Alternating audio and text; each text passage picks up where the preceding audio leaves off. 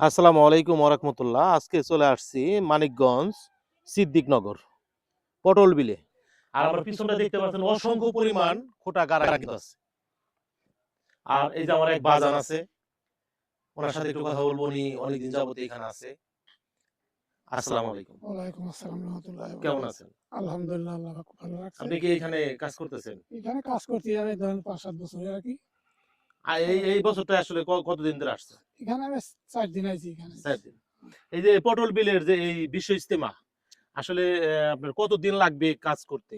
এটা ধরুন যে এখন বর্তমান আরো ১৫-২০ দিন লেগে যাবে এই ক্যাম্পের ই করতে। শেষ হইতে না? এরকম প্রত্যেক বছরই কি আসেন? প্রত্যেক বছরই। তাতে আপনারা কতজন লোক কাজ করতেছেন? এখানে এখন বর্তমান আমরা ধরেন যে তাও ১০০ র উপরে আছি আর কি।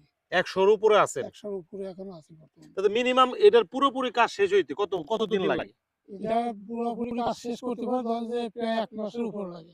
এখানে কি এই যে আপনারা যে কাজ করেন, এটা কি আপনাদের কোনো পারিশ্রমিক আছে কিনা? পারিশ্রমিক দিলে আমরা নেই না আর কি।